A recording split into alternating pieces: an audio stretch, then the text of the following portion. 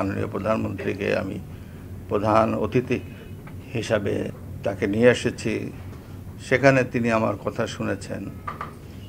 হয়তো আমার কথা শুনে তিনি বুঝছেন যে সে আমাদের ফ্যাটার্নিটির লোক, সে হয়তো নিশ্চয়ই ছাত্রলীগ করত।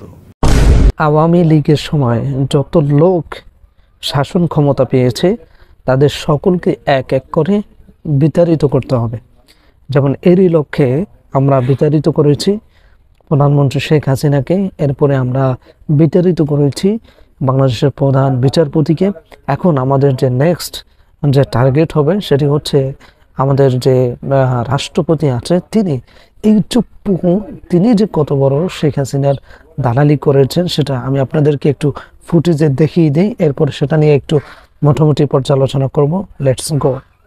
মোহাম্মদ শাহাবুদ্দিন বাংলাদেশ আওয়ামী লীগের বর্তমানে উপদেষ্টা পরিষদের সদস্য।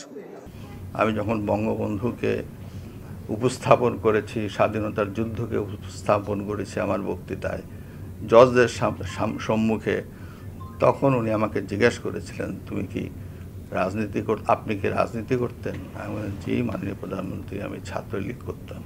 গত 3 মাস ধরে মাননীয় প্রধানমন্ত্রীকে সালাম করতে গেলে উনি আমার সালাম নিতেন না। তা আমি দেখতাম যে ওনার চরণের ধুলো আমি পাই না। কিন্তু সেই সময় যে ওনার মনের মধ্যে রাষ্ট্রপতি হিসাবে আমার নাম গ্রথিত হয়ে গেছে। কি আপনারা শুনেছেন ভালোভাবে? দেখেন কত বড় সে আওয়ামী লীগের ছিল।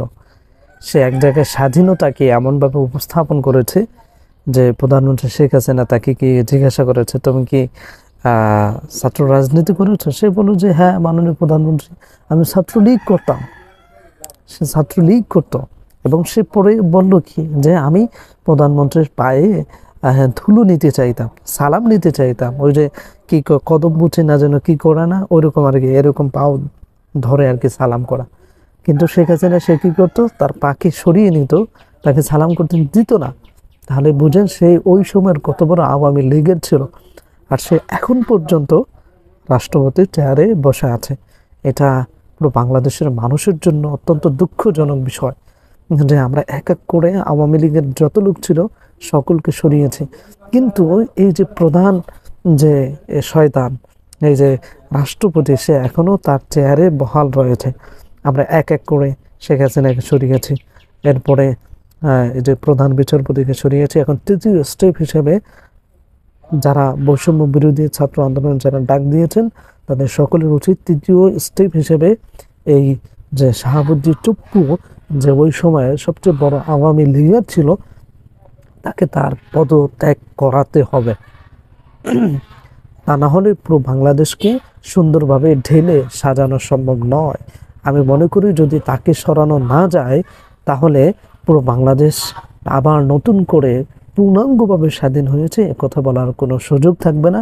হ্যাঁ, স্বাধীন হয়েছে, অনেকাংশেই স্বাধীন হয়ে গিয়েছে, কিন্তু যদি এই শাহাবুদ্দিন চুপ্পুকে যদি সরানো না যায় তাহলে আবারও সেই বাংলাদেশ স্বাধীন হিসেবে অপূর্ণাঙ্গ থেকে যাবে বলে আমি মনে করছি।